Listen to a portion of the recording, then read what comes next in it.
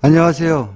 해피하우스입니다. 이번 시간에는 지난 동영상에 이어서요. 크루드 오일 5월 1주차, 2주차 매매 신호에 대해서 알아보는데요. 5분봉과 10분봉 신호가 나왔을 때 진입하는 테크닉에 대해서 같이 알아보는 시간을 갖도록 하겠습니다. 파동도 중요하지만 리스크 없는 자리가 어떤 자리인지 또 적중률이 얼마나 높은지 같이 보시면서 보면 도움이 되겠습니다. 차트 보도록 하겠습니다. 자, 5월 2일입니다. 이날은 보시면 4월 30일 날 새벽 3시 정도에 매도 신호가 나와서 그 다음 날로 매도 신호가 연장되는 파동이에요. 차트상 보시면 중심선은 104.97이고요. 장기 추세선은 위에서 누르고 있고요. 메인 신호는 매도예요. 제가 일전에 말씀드린 세 가지 삼위일체가 다 맞는 구간이죠. 매도란 말이죠. 그런데 우리가 이 10분봉만 보고 우리가 매매를 한다고 치면 중심선이 104.97이고요. 그렇죠? 그리고 그 아랫단 104.71 이 자리가 하프 눌림목인데 아침 9시에서 10시 사이에 저항받고 두드려 맞는 모습 보이죠? 이 자리가 104. 거의 71 정도 됩니다. 그리고 나서 시장의 흐름을 쭉 보면 자, 3시 반, 4시가 돼서 유럽장 때 한번 시장이 딱 튀었는데 그 자리가 결국에는 104.71가 A 플러스 매도 자리고요. 그리고 시장이 골로 가기 시작했어요. 우리가 이렇게 대응할 수도 있겠으나 우리가 5분봉을 갖고 활용을 하면 어차피 10분봉이 올 매도기 때문에 5분봉에서 매수가 나오는 거를 버리고, 그렇죠? 매수 버리고 매도 신호가 나올 때 따라가면 좀 더 효과적으로 대응할 수 있다. 이런 판단으로 갖고 시장을 보시면 자, 17시가 되니까 매수 버리고 매도 신호 나왔는데요. 이 구간을 확대해 보면은 이렇게 되겠죠? 자, 103.92, 그쵸? 이 마디 자리가 무너지면서 나왔기 때문에 시장은 관성의 법칙이 있기 때문에 어쨌거나 103.92 근처까지 올라오려고 하는 리바운드가 있습니다. 딱 저기 올라왔죠. 그러니까 최적의 A 플러스 매도 자리는 5분봉상 103.92고요. 그리고 빵빵빵. 또 그리고 나서 이 구간은 뭐냐면 이제 장기 추세선이 무너지는 구간이에요. 5분봉상. 그렇죠? 근데 이 구간에서 우리가 따라가는 것은 조금 리스크가 있으니까 선침해하는 거죠. 왜냐하면 10분봉의 장기 추세선은 이미 무너져 있으니까. 그래서 5분봉상 우리가 했다면 103.92 정도에 들어갔겠죠. 그리고 나서 파동은 빠바바바방 해서 101.81까지 매도가 211틱 빠지고요. 더 빠졌습니다만 그 아랫단은 우리가 잘 몰라요. 다만 우리가 103.92 근처에 들어가서요. 여기까지나 아니면 뭐 여기까지나 아니면 이 중간 마디죠. 이 구간이 되겠죠. 102.33 정도 여기까지만 끊어 먹어도 거의 뭐 100틱 이상 되기 때문에 큰 수익을 줄 수 있다. 그렇게 보시면 되겠습니다. 다음 차트 보겠습니다. 자, 5월 4일입니다. 자, 5월 4일 날 5분봉을 보면 11시 5분에 일단 매수 신호가 나왔는데요. 이날 중심선은 103.73이에요. 그렇죠? 중심선 일단 아래에서 매수 신호가 나왔고요. 10분봉을 보니까 왔다 갔다 하는데 2시가 되니까 매수 신호가 나오면서요. 장기 추세선을 깔고 위로 올라탔고요. 그쵸? 그 다음에 메인 신호가 매수가 됐고, 그리고 이제 중심선 103.73을 돌파하려는 흐름이 나와요. 그렇다면 이 구간에서 이 이유는 아무도 모르지만 내가 이 매수 신호를 갖다가 신뢰를 한다면 103.73 근처에 매수하는 게 A 플러스 매수 자리다. 그래서 103.73 보시면, 자, 여기 잠깐 줬죠. 요 자리, 요런 자리입니다. 경우에 따라서는 오일이 변동성이 세지만 우리가 원하는 타점에서는요, 한 틱이나 두 틱 차이로 안 치고 가거나 휩소도 많지 않습니다. 그래서 103.73부터 시작해서 빵빵. 벌써 여기서부터 중심부터 시작해서, 그쵸? 전고 중심 여기까지가 거의 90틱이죠. 요 파동만 먹어도 대박입니다. 그리고 나서 유럽장을 기다렸더니 빠바방 해서 106.51, 뭐 더 갔습니다만, 그쵸. 매수가 278틱 나왔다. 여러분들이 그렇게 보시면 되겠습니다. 다음 차트 보겠습니다. 자, 5월 6일이네요. 자, 이날을 보시면 10분 봉상에서 중심선은 108.78이고요.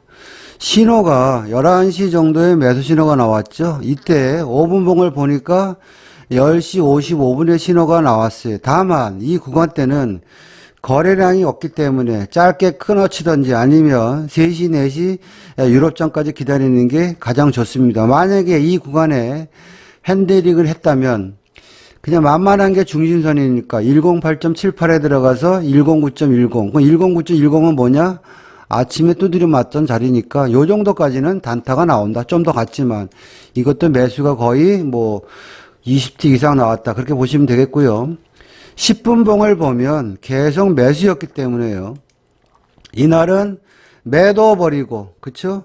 이 2시 20분에 매도를 버리고 2시 반에 매수를 따라 했다면 만만한 게 중심선이니까 좀 더 싸게 잡을 수도 있겠지만 108.78에 진입했다 가정을 해서 보시면 109.41까지, 그쵸? 매수가 거의 63틱 정도 나오는 매수 파동이 나왔습니다. 그리고 이제 유럽장 때 보니까 또 16시 35분에 매도 신호가 나왔는데 16시 현재 러닝타임에도 계속 10분 봉은 매수니까 이 매도 버리고 매수를 따라가야 되죠. 요 구간이 어디냐면 17시 20분이에요. 그 구간이 중심선 돌파하고 이제는 초저녁에 눌렀던 자리 109.10을 돌파하는 구간이기 때문에 이 구간에서 우리는 따라잡든지 말든지 하여튼 매수로 대응을 해야 됩니다. 그리고 나서 보니까 본색을 드러내고 110.01 더 갔지만 기본 파동 중심부터 상중심, 상중심부터 전고중심까지 매수가 91틱 나오는 매수 파동이 나왔어요. 자, 그리고 이제 미국장 때 한번 보겠습니다. 이날 보시면 이게 참 휩소가 있죠. 자, 미장이 열리고 나서 10시 50분에 매도 신호가 나왔는데 신호가 나오자마자 1, 2분 만에 108.78 중심선을 돌파하는 양봉이 나왔다는 이야기는 시장은 매도보다는 매수로 가겠다는 의사의 표시예요. 그래서 매수 신호가 11시 반에 매수 신호가 나왔죠. 그쵸? 10분 봉상에서. 이때를 5분 봉으로 보면 자, 얘는 11시 40분에 매수 신호가 나왔어요. 그럼 11시 40분부터 매수니까 만만한 게 중심, 여기 마디 자리죠? 110.01. 여기서부터 이렇게 단타를 치든 이렇게 단타를 하든 하여튼 기본 파동은 110.01부터 시작해서 110.63까지 매수가 62틱 나오는 파동이었다. 그렇게 보시면 됩니다. 이날은 매도 휩소가 좀 많았지만 시장을 10분봉 기준으로 보시면 매도 버리고 매수로만 대응했으면 큰 수익을 얻을 수 있는 장이었다. 그렇게 보면 되겠습니다. 다음 차트 보겠습니다. 자, 5월 9일입니다. 이날은 시장의 중심선이 109.86이고요. 10분 봉상에서 매수 신호가 11시 50분에 나왔어요. 그리고 나서 5분 봉을 보니까 5분 봉도 11시 50분에 신호가 나왔죠. 중심선 109.86을 돌파했으니까 그 109.86 부근에 우리가 진입했다고 치면 기본 파동 109.86부터 110.34까지 거의 40틱 이상 매수 파동이 나왔고요. 자, 유럽장을 기다려 보니까 3시에 되니까 매도 신호가 나왔는데요. 이 매도는 엄밀히 따지면 중심과 하중심에 박스권이 이탈되면서 매도 신호가 나온 거죠. 그리고 나서 5분 봉을 보니까 5분 봉도 똑같이 자 2시 55분에 매도 신호가 나왔어요. 그럼 3시부터 매도란 말이죠. 뭐 5분 봉을 갖고 진입을 해도 좋고 10분 봉을 갖고 진입해도 좋습니다. 중요한 거는 3시부터는 나는 죽어라 매도만 친다. 그런 개념으로 보시면 자 만만한 게 마디 자리겠죠. 그 자리가 109.37이에요. 그렇죠? 109.37. 그리고 나서 시장의 흐름을 보니까 유럽장이 열리면서 왔다 갔다 하다가 결국에는 107.91 찍고 지하 2층인지 3층인지 106.93까지 매도가 거의 244틱 나왔고요. 또 5분 봉을 갖고 보시면은요. 개념은 똑같습니다만 예를 들어서 우리가 어느 자리에서 뭐 눌림을 잡는자 그럴 때는요. 이런 매도 장세에서는요. 가급적이면 우리는 손절을 안 하는 자리 또 해도 적게 하는 자리를 찾다 보면은 우리가 매도 들어갈 수 있는 자리는 109.37이나 아니면 여기가 되겠죠. 장추선 부근이 되겠죠. 109.25. 안 오면 많은 거예요. 근데 이런 부분들은 한 번씩은 톡톡 찍어줍니다. 그쵸? 109.25 찍었죠? 이런 자리가 눌림으로 보시면 되겠습니다. 그리고 나서 기분 좋을 때 청산하면 된다. 그렇게 보시면 되겠습니다. 다음 차트 보겠습니다. 자, 5월 10일입니다. 이날 10분봉을 보시면은요, 중심선이 104.41예요. 그러면 중심선을 돌파 못했으니까 나는 매수 버리고 매도를 대응해야지라는 개념 하나. 그리고 매도가 18시 10분에 신호가 나왔다. 자, 5분봉을 보면 그래서 경우에 따라서는 이 매수 파동을 버릴 수도 있어야 됩니다. FM대로라면. 그리고 나서 유럽장이 열리고 나서 18시 25분에 매도 신호가 나왔죠. 얘는 몇 시에 나왔죠? 18시 10분이에요. 근데 10분봉을 보면 18시 10분이고요. 5분봉을 보면 18시 25분. 근데 10분봉의 장기 추세선은 아래에 있기 때문에 장기 추세선이 무너져야지 매도가 가속화된다고 말씀드렸잖아요. 이럴 때는 여러분들이 5분봉을 보시면 만만한 게 매도 신호가 나왔으니까 마디 자리 102.32가 되겠고요. 그 아랫단 하프 눌림목 101.80이 장기 추세선이 무너지는 구간이에요. 그러면 이 구간은 매도가 되는 거죠. 102.32는 어떻게 보면 선침해죠. 그렇죠? 그리고 나서 시장은 102.32 찍다가 이제 장기 추세선 101.80이 무너지면 하락이 가속화되면서 빵빵 102.27까지. 그래서 여기서 매도가 105틱 나왔고요.